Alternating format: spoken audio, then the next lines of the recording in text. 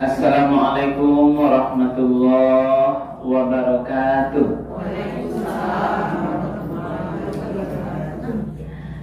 Alhamdulillahirabbil alamin allazi anzala sakinata fi qulubil mu'minin. Asyhadu an la ilaha illallah wahdahu la syarikalah wa asyhadu anna Muhammadan abduhu wa rasuluh sallallahu alaihi wasallam la nabiyya ba'dahu. Faqala Allah ta'ala fil Qur'anil Karim, a'udzu billahi minasy syaithanir rajim. Bismillahirrahmanirrahim. Wal 'ashr innal insana lafi khusr illa allazina amanu wa 'amilus solihati wa tawasaw bil haqq wa tawasaw bis sabr. Shadaqallahul azim. Ibu para jemaah Majelis Taklim Musala Baitul Ikhlas Kapal Kota yang dimuliakan oleh Allah, marilah kita sama-sama menyampaikan ucapan puji dan syukur Alhamdulillahi Rabbil Alamin. Sampai di sore hari yang berbahagia ini, kita semuanya masih diberikan oleh Allah nikmatnya yang amat besar, nikmat iman, nikmat Islam, nikmat kesehatan dan kesempatan. Sehingga dengan nikmat-nikmat itulah ibu-ibu semuanya masih kuat untuk melangkahkan kakinya atau mengayunkan tangannya bersama-sama ke musala kita ini dalam rangka mengadakan kajian Dirk Yasin kita atau kajian Majelis Taklim kita setiap sekali seminggu sore. Pada kesempatan yang berbahagia ini ibu semuanya, itu dasar tausiah kita adalah Al-Quran yang sudah sangat hafal ibu semuanya, Bu. Surat Al-Asr. Surat apa, Bu? Kalau nama suratnya bukan surat Wal Asri ya, surat Al-Asr. Surat yang ke-103 Al-Asr, surat yang ke-103 dari 100 sampai balik surat dalam Al-Quran. Suratnya pendek, hanya 3 ayat. Tetapi ibu, maknanya di dalam surat Al-Asr sungguh amat dalam. Pernah Imam Syafi'i berkata tentang surah Al-Asr ini, seandainya manusia betul-betul mendalami makna surah Al-Asr ini lalu berhujjah atau beramal dengannya, sebenarnya itu sudah cukup bagi mereka. Dan seandainya mungkin Allah tidak punya hujjah kepada yang lain dengan surat lain, ini sudah bisa menggambarkan, sudah bisa kita jadikan pengamalan kita. Tapi dalam artian bukan berarti di luar surah Al-Asr ini tidak penting, penting juga. Tapi melambangkan betapa dalam maknanya tinggi isi kandungannya di dalam surah Al-Asr. Mari kita coba ibu mengulang-ulang, mencoba menyampaikan penafsiran ayatnya satu persatu di dalam surat Al-Asr. Yang pertama, Allah berfirman, wal asri. Wa itu apa, Bu? Apa, Bu? Ada yang tahu? Huruf wa itu berapa namanya? Huruf qasam, huruf sumpah. Nah, banyak yang lain kan? Wal adiyat, wasyamsi, wal laili, wadduha. Awalnya wa. Jadi wa itu namanya huruf qasam, huruf sumpah, artinya demi kata. Berarti Allah bersumpah dengan ayatnya. Apa yang dapat pahami Ibu? Kalau Anda awal ayat Allah bersumpah, berarti serius atau sangat penting untuk disimak, didalami maknanya. Allah bersumpah dengan banyak makhluknya, demi bulan, demi bintang, demi malam, demi siang, dan dalam ayat ini demi wal asri, demi masa, demi waktu. Berarti Allah katakan demi waktu, demi masa. Berarti kenapa Allah bersumpah demi masa? Ada rahasia gadang terhadap persoalan masa atau waktu itu yang perlu kaji deh. Waktu. Kalau tidak, Allah tidak akan pakai bahasa sumpah. Demi waktu. Apa rahasianya itu? Pertama kita lihat, waktu ini adalah suatu ciptaan Allah, makhluknya Allah, yang perlu kita manfaatkan sebaik-baiknya gitu. Jangan lalai kita, jangan lengah. Karena waktu ini juga bisa kita samakan dengan maknanya umur. Yang kalau waktu ini Ibu sudah dia berjalan, dia itu tidak bisa mundur lagi. Dia berjalan berganti dari hitungan detik, bahkan ada 0,0 sekian detik. Dari detik berganti kepada menit, sudah menit menjadi jam, sudah itu menjadi hari, menjadi minggu, menjadi bulan, menjadi tahun. Dia akan berputar. Sadar tidak sadar Ibu, tahu tidak tahu kita, yang waktu itu akan terus berputarnya, berjalan terus dia. Maka adalah istilah-istilah pemanfaatan waktu itu. Kalau saudara-saudara kita di barat Ibu, dia mengatakan waktu itu adalah time is money. Waktu itu adalah uang. Iya, uang waktu itu kok. Iko yang pikirannya dunia saja. Bisnis. Tapi dalam konsep sebuah pemanfaatan waktu itu boleh saja. Apa katanya? Artinya adalah waktu yang berjalan dari detik jadi menit itu bisa menjadi uang. Kemudian ada saudara kita di daerah Arab sana Bu mengatakan al-waktu kasayfi. Waktu itu sama dengan pisau. Kalau tidak kita yang memanfaatkannya pisau itu, maka dia yang akan bisa menyembelih kita. Kalau tidak kita manfaatkan pisau itu, dia bisa nanti memotong kita sendiri. Lalu apa maknanya? Yang kita pahami dari Ibu, yang kita pahami bersama, Allah mengatakan demi waktu atau masa yang berjalan tadi itu, ketahuilah Ibu, innal insana lafi khusrin. Komentar. Tadi Allah memakai kata waktu demi sumpahnya.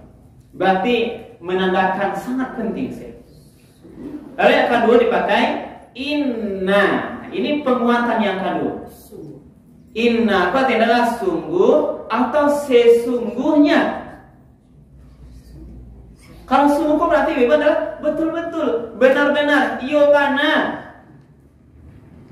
Innal insana, sesungguhnya manusia itu, berarti siapa manusia itu? Seluruh manusia, termasuk ibu-ibu jemaah majelis taklim kita di sini. Demi waktu yang terus berjalan tuh, sesungguhnya seluruh manusia ini lafi. Nah, pakailah lagi. Tambah lagi penguatan bahasa yang ketiga. Jadi dalam konsep bahasa Al-Quran ada 3 penguatan bahasa huruf. Yang pertama huruf huwa, demi atau sembah Allah. Yang kedua inna, menyatakan sesungguhnya. Lalu lafi. Lafi kan mana? Lafi itu benar-benar berada di dalam khusrin, kerugian. Berarti penguatan bahasa Al-Qurannya itu sungguh sangat jelas, sangat kuat. Allah mengecek demi waktu yang berjalan kok, dari pagi jadi siang, siang jadi sore, jadi malam, jadi tengah hari, pagi lo balik, baputa lo balik, kita lagi itu. Pada hakikatnya kita manusia ini dipastikan oleh Allah merugi. Layak mah ibu merugi, baru tuh semua. Kolak aja. Jadi konsep pertama ibu, dalam menjalani hidup aku, apalagi sisa umur ini ibu, sisa umur yang wak tak tahu baralai tinggal kan? Ada ibu yang tahu baralai tinggal umurnya? Tak tinggal 1 tahun, alhamdulillah. Tak tinggal sebulan, tak tahu ada. Tak tinggal seminggu, sehari, atau mungkin tinggal sejam lagi. Pulang di situ beko, takziah kawan ke rumah. Inna lillahi wa inna ilaihi. Lai siap bo? Lah siap beko orang takziah ke rumah pulang.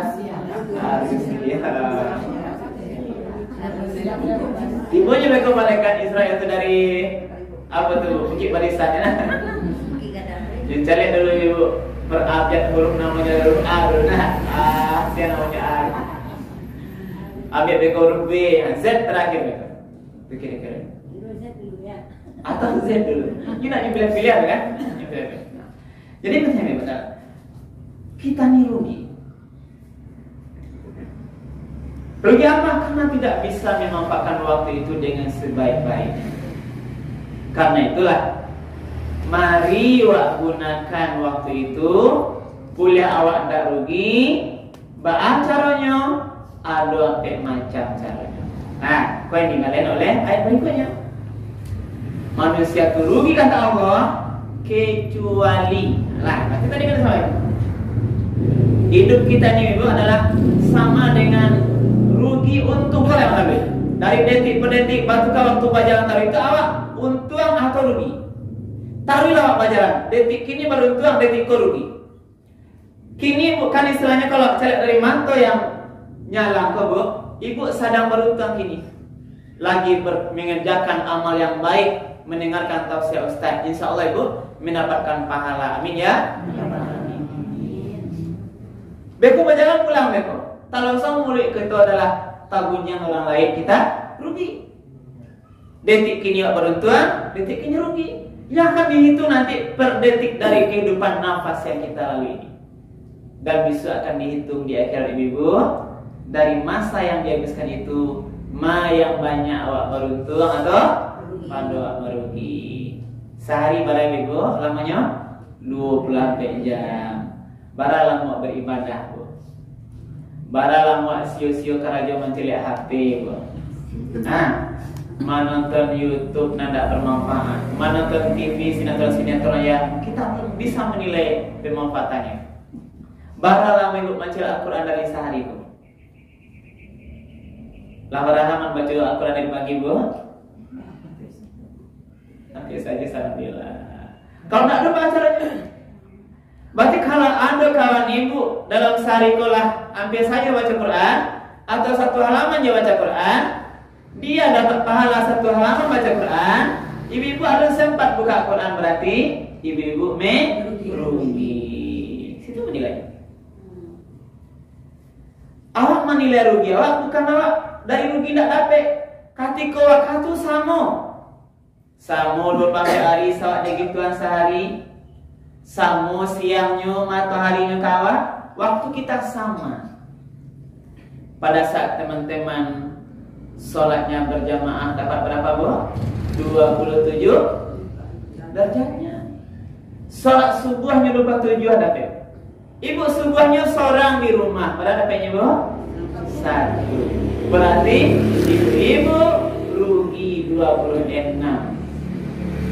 Ini kajian sederhana. Inilah nilai gambarnya.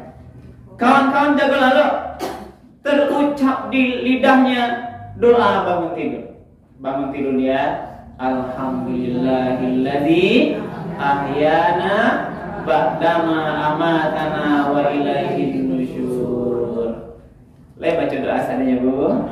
Alhamdulillah. Kalau ibu tak lupa baca doa, rugi pahala doa jaga lalu. Ini mana rugi? Jadi kita menghitungnya ibu dari bisa ini dari pahala teman kita. Waktu sama, tapi kita rugi, dia beruntung dari hitungan itu. Nah, jadi ada disampaikan di sini yang tidak rugi itu 4 macamnya. Kalau pun tidak mau, nah ada 4 macamnya. Yang pertama, illalladzina amanu. Orang yang tidak rugi dalam pergantian waktu masa yang berjalan ini kalau dia beriman. Nah, iman berarti Bapak Ibu, kalau iman tuh dia bawa terus dari semua waktu yang ada. Lake imannya tadi mulai jago lalu sampai lalu balik, bahkan mungkin dalam bermimpi dia masih kuat imannya kepada Allah. Melekat terus.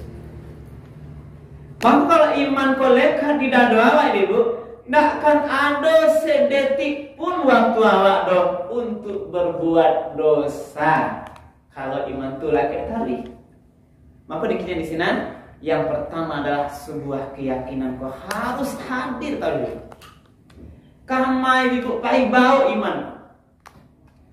Kakan tua, kasawah, kaladang, pai barale, kapasa, kama sajo. Ndak boleh lapeh iman di hati awak. Boleh awak selalu beruntung. Ketika iman lapeh, maka detik itulah Ibu merugi. Baik kapasa, kok mengalih awak Ibu mengalih pasa, lapeh iman sakete, terjebak jual beli secara menipu di pasar. Ke kantor kita terjebak dalam hal yang tidak dibenarkan dan sebagainya itu.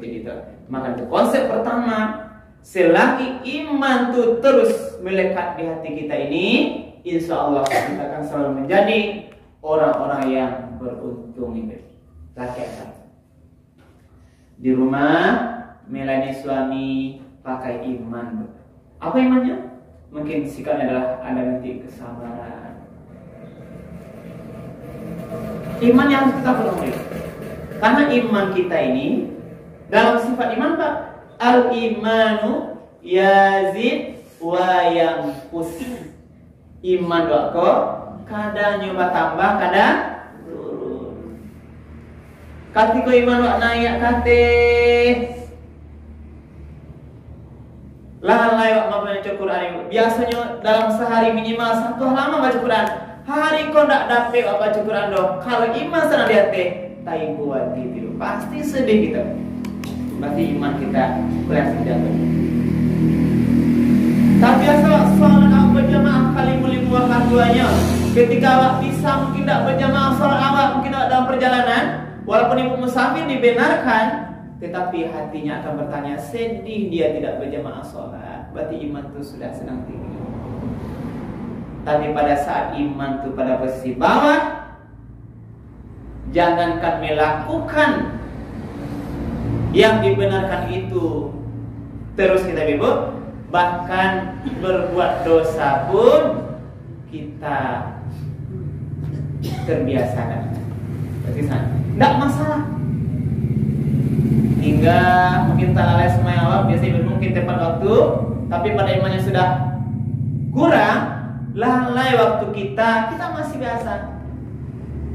Subuh azan, barangkali mungkin ada, sudah ada waktu subuh, pada saat iman kita terendah, baru azan baru masih panjang waktu. Telantar 1 menit, telantar 10 menit, bahkan sebagian kadang lah hampir tadi matahari baru tajampu. Gimana dengan keimanan? Tapi mudah-mudahan kita semua di sini, ibu ini yang sudah terlatih semuanya adalah jemaah-jemaah yang selalu tepat waktu. Amin ya. Amin. Nanti iman.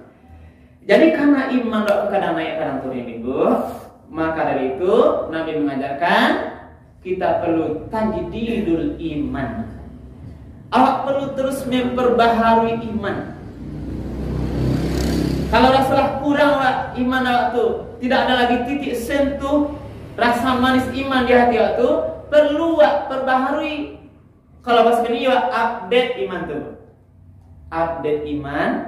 Cara memperbaca iman awak tu ibu, di antaranya adalah memperbanyak zikir. Kamai ibu kali berjalan baca subhanallah walhamdulillah wala ilaha illallah. Perbanyak istighfar. Astaghfirullahaladzim, astaghfirullahaladzim, astaghfirullahaladzim, alladzi la ilaha illa huwal hayyul qayyum wa atubu ilaih. Itu bisa. Berjalan kita bisa istighfar. Dalam setiap langkah kita bisa berzikir. Zikir itu kan tidak harus kare-kare ya. Dan sekarang tidak kadang ada orang pulang berjalan, misalnya itu semuanya. Ini memperbarui agar nanti lidah kita ini terbiasa dengan ucapan-ucapan yang diridhoi oleh Allah Subhanahu wa taala. Maka takutlah kita ibu kalau kita tidak lagi menikmati lezatnya iman. Nah, berarti kalau dalam setiap waktu masa yang kita lagi ada iman tadi di hati awak yang menyebabkan kita tidak akan mau berbuat dosa, akan jauh dari awak. Maka pada setelah kita dalam kondisi beruntung. Nah, itu satu. Yang kedua, orang yang tidak merugi atau orang yang beruntung adalah wa amilus sholihat. Apa ibu? Orang yang dari semua waktu yang dia lalui ini, yang dia habiskan ini, dia selalu memperbanyak amal soleh. Amal soleh, amal-amal kebaikan. Tapi amal soleh ini tadi juga adalah jangan lupa amal soleh yang dilakukan itu konsep pertamanya tadi iman. Bagus ibu, karena ada orang yang tidak beriman tapi beramal soleh. Siapa itu ibu? Orang-orang yang tidak meyakini Islam agamanya. Nah, maka dikatakan tadi yang rugi, maksud tadi itu yang rugi kita rugi itulah rugi dunia sampai akhirat. Awak ingin rugi dunia sampai akhirat. Karena itu kita perlu iman, perlu amal soleh. Kalau orang hanya beramal soleh, mungkin dia tidak Islam agamanya. Beramal soleh berbuat kebaikan, dia bantu mungkin masjid, beramal dia mungkin membantu anak yatim fakir miskin. Dalam konsep dunia itu dinilai, dihargai oleh Zat yang Maha. Karena kasih sayang Allah itu, orang kalau berbuat baik kepada manusia, dia akan nanti mendapat balas kebaikan. Tapi di akhirat, orang yang tidak punya iman ini dipastikan merugi. Sia-sia amal. Nah, gambarannya sama dengan debu yang berterbangan.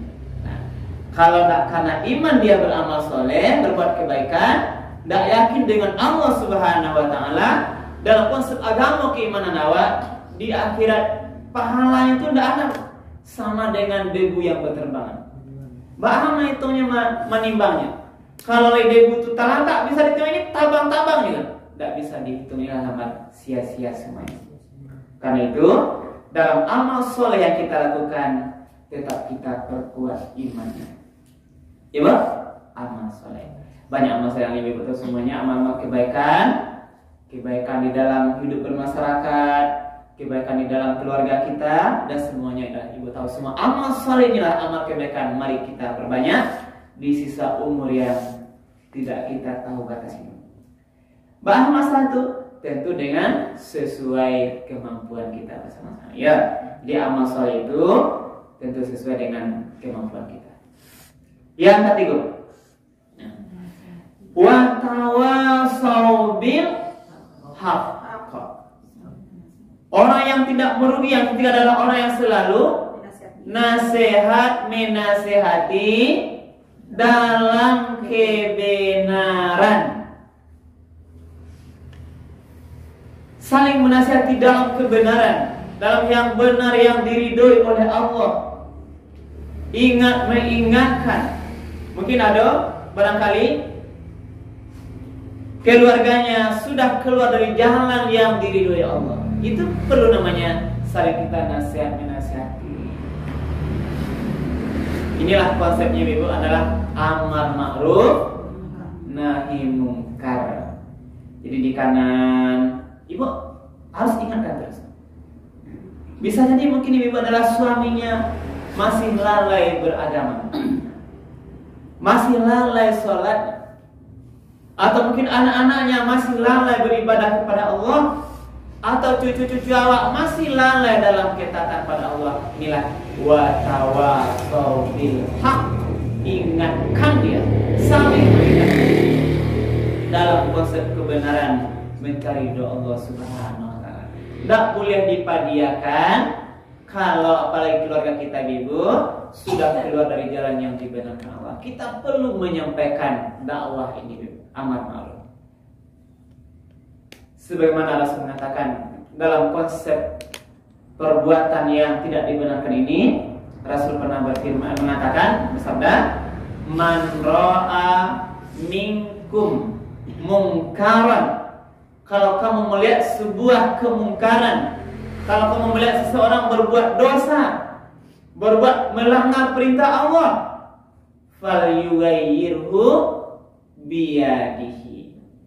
Maka langkah pertama, cegahlah dengan tanganmu, dengan kekuasaanmu. Kalau ada penanya, dengan penamu, dengan tanda tanganmu. Ini bagi penguasa. Itu cegah pertama, dengan kekuatan. Kalau tidak ada kekuatan, tidak ada kekuasaan, tidak ada kemampuan tenaga tangan, falyughayyirhu bilisan, dengan lidah. Bijaksana menyatakan, ud'u ila sabili rabbika bil hikmah wal mau'izatil hasanah wajadilhum billati hiya ahsan. Ajaklah manusia itu kepada jalan Tuhanmu dengan hikmah. Hikmahnya adalah kebiasaan. Wal mau'izatil hasanah, pelajaran-pelajaran yang baik.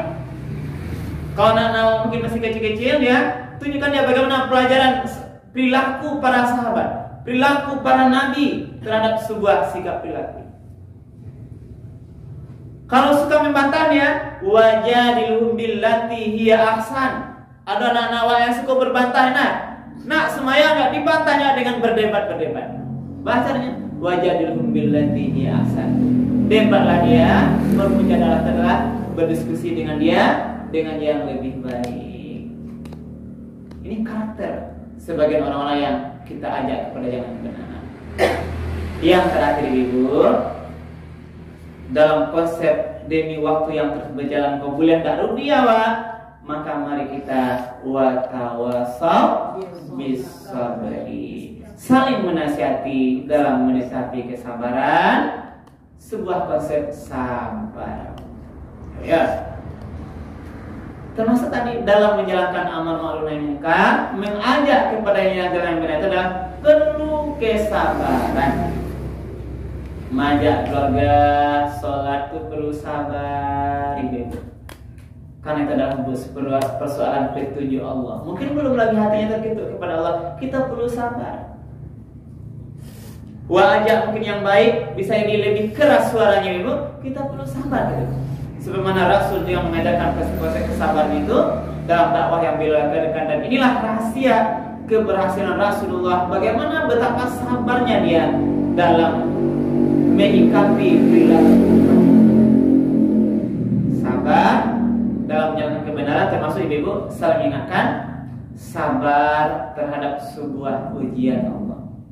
Bisa jadi sabar dalam ketaatan pada Allah, sabar dalam musibah yang diberikan oleh Allah. Karena mungkin Ibu, tetangga kita, saudara kita ketika diuji oleh Allah mungkin kurang kesabarannya. Disitulah peran kita Ibu, kita gunakan waktu kita, tampil kita mengingatkan, menyabarkan saudara-saudara kita yang mungkin sedih hatinya terhadap ujian Allah Subhanahu Inilah konsepnya. 4 hal ini di dalam surah Al-Asr ini kajian yang amat luas. Yang pertama, kalau kita tidak ingin rugi, mari Ibu kita sama-sama di sisa umur kita ini kita terus perbaharui, tingkatkan iman kita. Mari kita perbanyak amal soleh. Mari kita terus saling menasihati dalam kebenaran dan nasihat menasihati dalam kesabaran atau dengan kesabaran yang dalam. Inilah yang dapat kita sampaikan pada sore hari ini. Mudah-mudahan Ibu semuanya paham. Dan sebelum kita akhiri Ibu, seperti biasanya, silakan kalau ada Ibu yang ingin kita berdiskusi satu atau dua terhadap kajian yang kita sampaikan pada sore hari ini. Terima kasih Ibu. Kita akhiri dulu. Assalamualaikum warahmatullahi wabarakatuh. Terima kasih Pak Ustaz. Kajian dengan kesabaran ini sangat karena kalau kehidupan ini kita perlu sabar, perlu ikhlas sabar. Nah, sekarang Pak Ustaz, kadang-kadang sabar itu sangat mudah kita ucapkan, tapi pelaksanaannya sangat sulit sekali untuk kita ini sekali. Contohnya Pak Ustaz, kita rasanya sudah berbuat sebaik-baiknya, ya kita sudah berbuat sebaik-baiknya Pak Ustaz, tetapi kadang-kala orang yang menerima atau orang yang merasa dia tidak merasa tidak ada juga salah kita gitu Ustaz. Kadang kita sudah berbuat sebenarnya. Nah sekarang Ustaz, bagaimana caranya kita mensikapi orang seperti itu? Karena kita ini rasanya Pak Ustaz serba salah Pak Ustaz. Jadi kadang-kadang berbuat baik pun kita dianggap salah. Jadi Ustaz jadi sekarang saya mau pencerahannya Pak Ustaz bagaimana sekiranya? Baik Ibu, betul Ibu. Semua kita ini pada dasarnya adalah punya karakter marah. Ya, kalau sahabat itu adalah marah lawannya. Kita itu berusaha, Ibu. Kita terus berusaha memperbaharui hati kita ini agar punya sifat yang mulia saat ini. Memang tidak murah sungguh. Jangan samalah kita. Saya pun mungkin pemarah juga. Kita sudah tahu konsep sabar itu mulia. Bagaimana Allah berfirman kalau bicara dalil sudah banyak dalil. Itulah langkah ada dalil. Apalagi Ustaz kan, dia tahu bagaimana dalil marah itu tidak boleh. Bagaimana sabar itu mulianya. As-sabru diya'un, sabar itu adalah sebuah kegemilangan, sebuah cahaya yang terang benderang. Bagaimana nanti Allah mengajarkan dalam konsep sebuah ketakwaan diantaranya adalah dia menafsirkan katanya fis sarai wad dharra wal kaziminal ghaiz wal afina 'anil nas. Memaafkan orang lain lalu dia nanti sabar dia. Tidak marah. Ini konsepnya nggak jelas. Tapi kadang-kadang betul Ibu kita ini lemah. Tapi itulah ujian sebuah kemuliaan kita. Pahala sabar ini surga gitu. Surga. Ketika ada ujian yang menyebabkan kita bersabar, inilah sebenarnya sudah diantarkan kepada Allah sebuah peluang pahala yang besar. Ada berbuat baik kita juga salah, apalagi tidak berbuat baik tambah salah. Disampaikan dengan lembut tidak diterima juga salah, kita kasar. Tapi ini lagi kita tetap berusaha semampu kita. Mari kita lunakkan hati kita. Jadi itu semuanya di hati. Sifat mulia di hati. Allah mengajarkan kesabaran. Bahkan nanti kita berlatih sabar lah. Karena sebenarnya kadang-kadang yang kita persoalan yang kita marah itu pada prinsipnya itu ukuran dunia kadang-kadang semuanya. Ukuran yang rendah sebenarnya. Maka itu mari kita sama-sama berlatih Ibu. Berlatih hawa. Memang sabar itu tidak semudah menyebutnya Ibu. Ibu pernah bangih kan? Pernah tidak sabar kan? Kadang-kadang sampai memuncak kepala. Karena marah kita. Kalau marah itu sangat bertentangan dengan hadis tersebut. Ketika dia mengatakan, laisa syadid bisur'ati, innama syadid alladzi yamliku nafsahu indal ghadab. Itu pas hadis itu. Tidaklah orang yang pemberani, yang baga itu, yang bisa membanting lawannya sampai runtuh, sampai roboh, sehingga tidak bisa lagi bergerak melawan lagi. Tetapi orang yang pemberani Yang hebat yang baik adalah allazi yamliku nafsahu indal ghadab. Orang yang bisa mengendalikan hawa nafsunya ketika marah itu sudah menggalagak di kepala. Awak bisa mangi, mungkin dia kecil, atau mungkin dia anak buah kita, atau mungkin pembantu kita yang kita punya kekuasaan memarahi dia. Tetapi orang yang hebat adalah pada saat marah itu sudah menggelegak di kepalanya, yamliku nafsahu indal ghadab. Dia masih bisa mengendalikan dirinya. Inilah kehebatannya. Wa ulang-ulang bahasa banyak Rasulullah itu. Rasul dilempar dengan tahi onta, dicaci maki, bahkan mau dibunuh. Sudah dimusyawarahkan bagaimana mau dibunuh. Yang sangat tinggi itu adalah cerita dia ketika berdakwah ke Taif. Tiba di Taif, jangankan menerima Islam, tapi seluruh masyarakat mengumpulkan pemuda-pemuda itu adalah melempari Rasulullah. Sehingga malaikat penjaga bukit, penjaga gunung berkata kepada Jibril, wahai Jibril, izinkan aku, istilahnya turun menggelinding, menghimpit semua penduduk Taif agar dia hancur semuanya, karena tidak sabar melihat Rasulullah itu diperlakukan zalim oleh penduduk Taif, tetapi dilarang oleh Rasul. Dia minta izin Rasul, jangan. Kenapa dia demikian? Karena mungkin dia saat ini belum paham, belum tahu, ibu.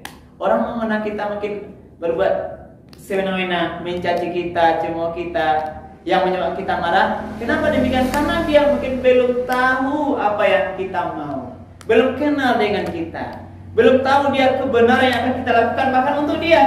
Karena itulah mungkin hari ini dia tidak tahu kalau dihancurkan berarti habislah penduduk Taif itu. Bisa jadi kalau sekarang mereka tidak tahu, tidak paham dengan Islam, mungkin besok atau tahun depan suatu saat nanti penduduk Taif adalah beriman kepada Allah dan aku. Dan buktinya akhirnya sebagian juga hari ini kita lihat adalah penduduk Taif itu yang mengakui Islam itu. Jadi tetap sabar, mengendalikan diri, itulah tandanya kemuliaan kita. Orang yang mulia, keberhasilan Rasulullah di antaranya karena kesabaran ini. Kenapa Rasul berhasil menyebarkan Islam di hadapan orang-orang yang semua dimarahi, dicaci? Karena menampilkan sifat kesabaran itu.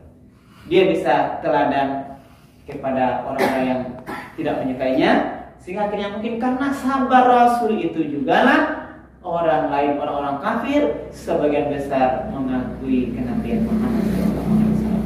Jadi mari kita itu berarti kita, karena kalau sabar itu berarti kalau kita tidak sabar berarti kita marah. Pada saat marah itulah dimana kita dikendalikan oleh syaitan itu. Nah, kalau makanya Nabi mengajarkan kalau marah sedang duduk, tagak itu. Nah, sedang duduk, bangnya tagak dulu.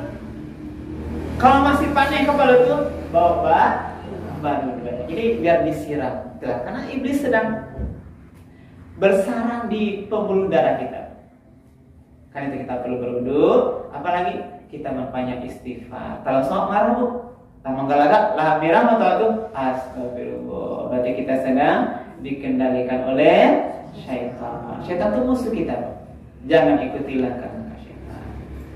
Itu mungkin ya bu, kita sama bersama. Cukup bu.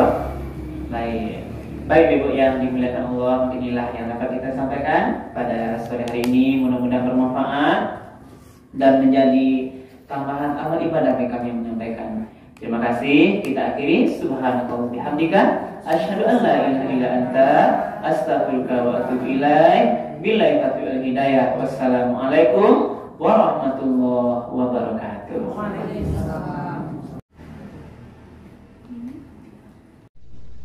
Alhamdulillah.